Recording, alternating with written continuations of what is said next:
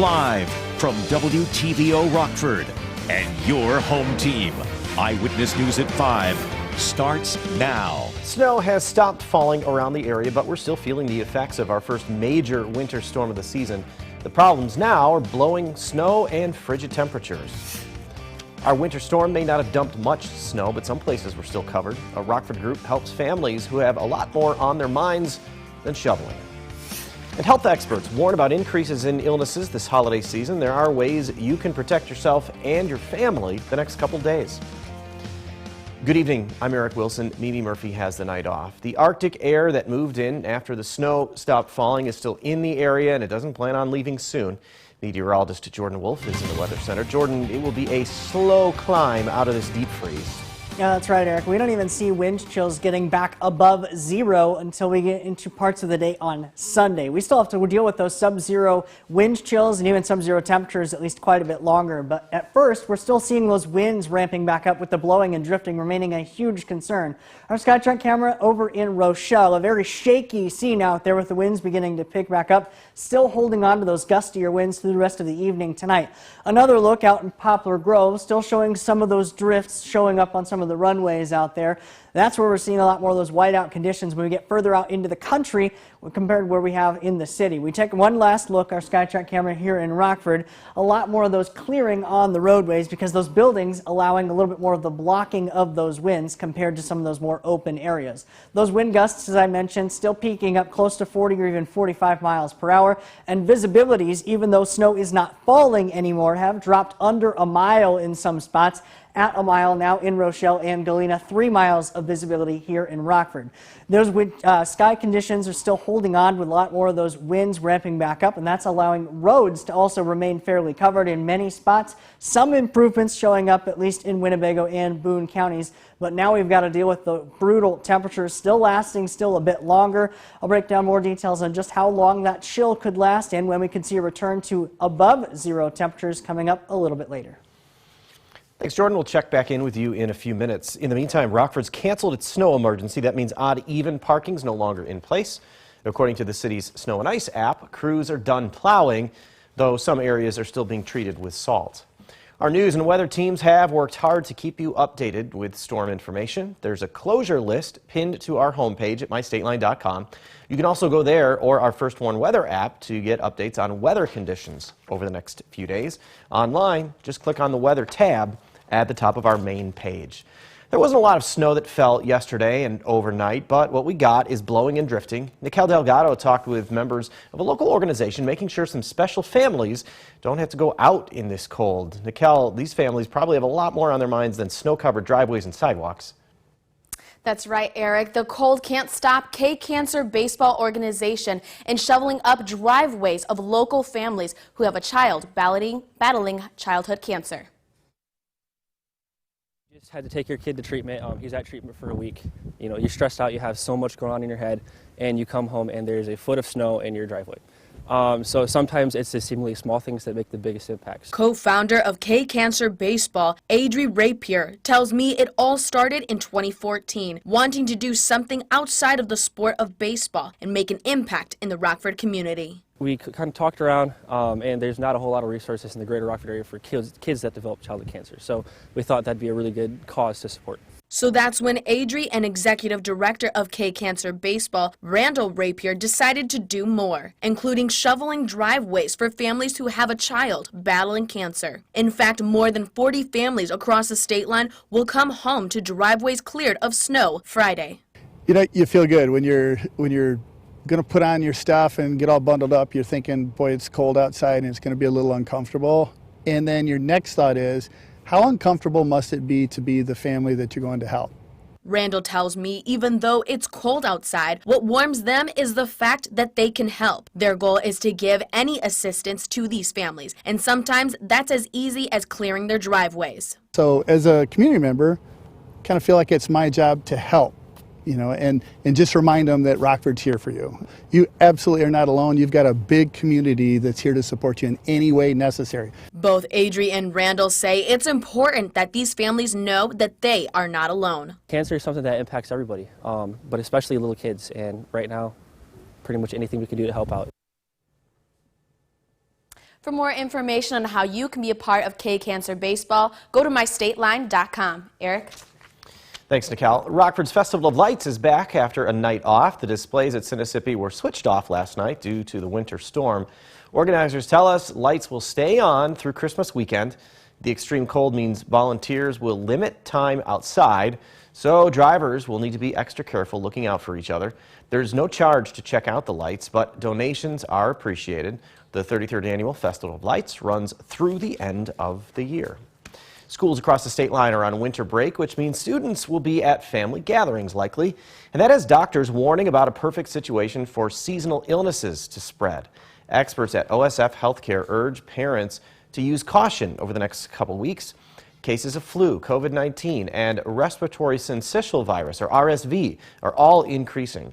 RSV might be the least known of the three. It's not new, but doctors say patterns of circulation for it and other common respiratory viruses have been disrupted and have evolved. Respiratory distress is one particular RSV symptom that makes it different from other viruses. That sign can be difficult for parents to recognize.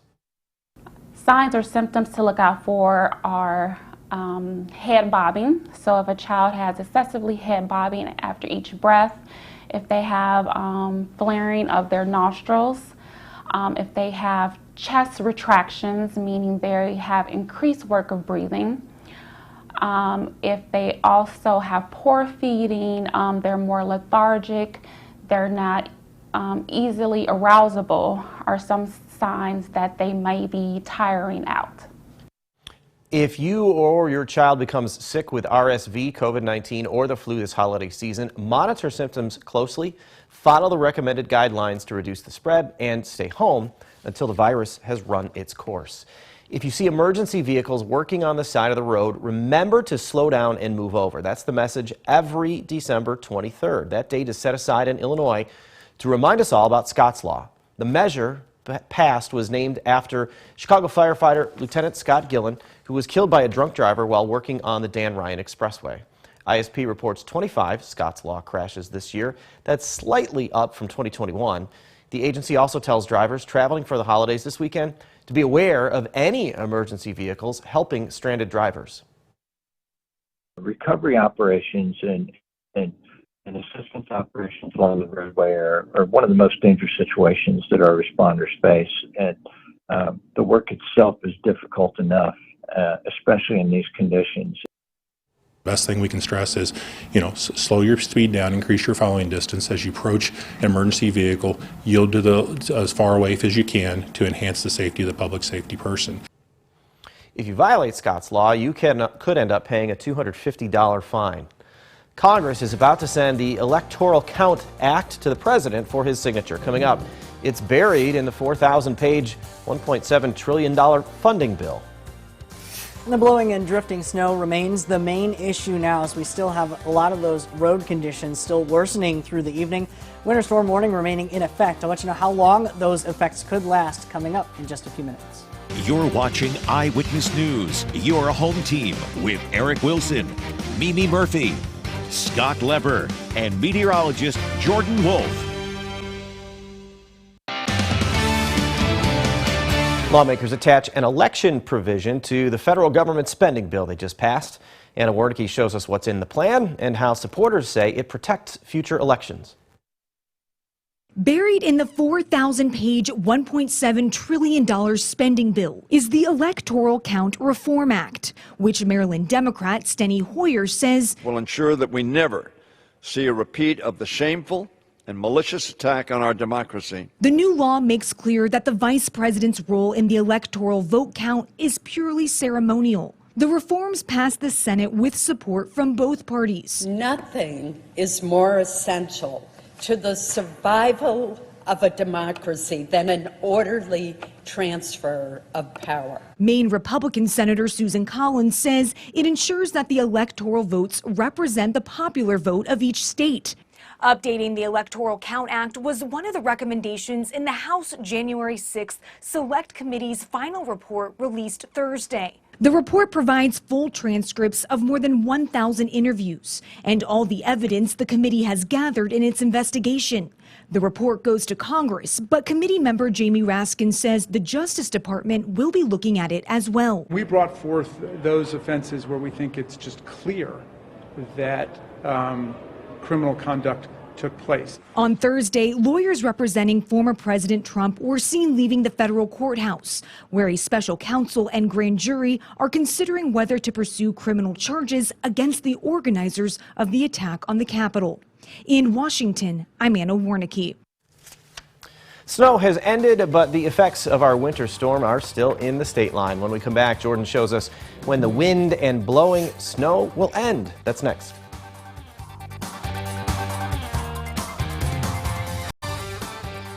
Now, your first warned weather forecast from meteorologist Jordan Wolf.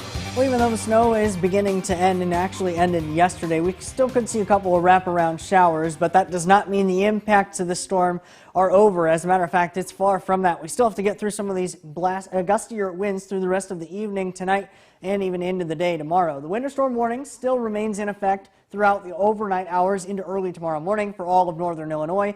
Winter weather advisory across parts of southern Wisconsin. We still see visibilities down under 5 miles across the area, 3 miles of visibility in Rockford, down to a mile of visibility out in Galena. That's because of the blowing and drifting snow that we're finally beginning to see, with a lot of those wind gusts also beginning to pick up. Some wind gusts close to 40 miles per hour. They were peaking even close to 45, even 50 miles per hour earlier into the evening. We still see some of those winds picking up here in Rochelle. A very shaky scene out there with our camera. Some near whiteout conditions were experienced earlier as the winds pick up. They blow that snow around, especially in more of those open areas.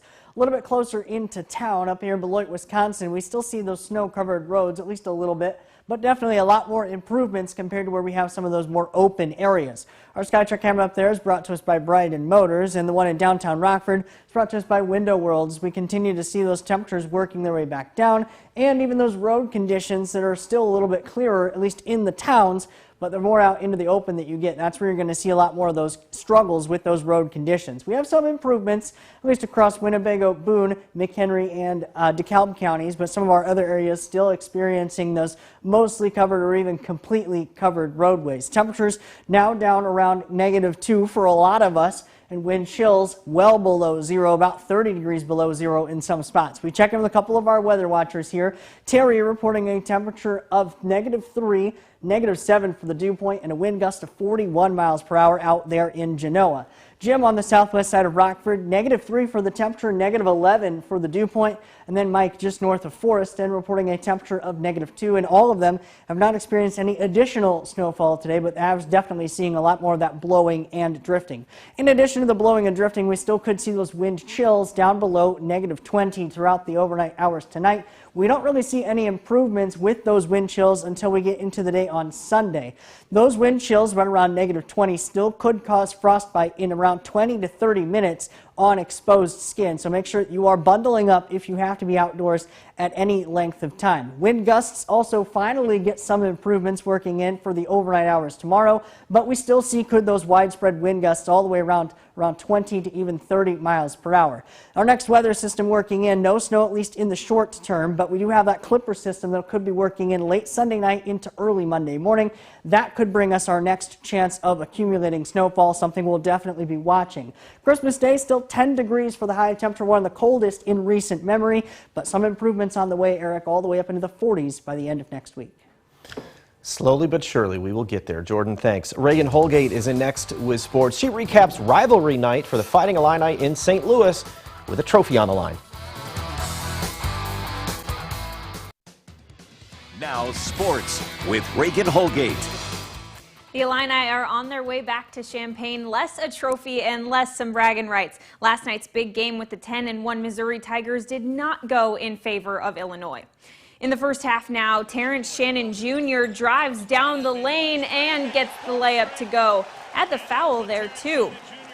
Late in the first, and Missouri up big. Ronnie DeGray knocks down the three. Tigers went up 24 at the half.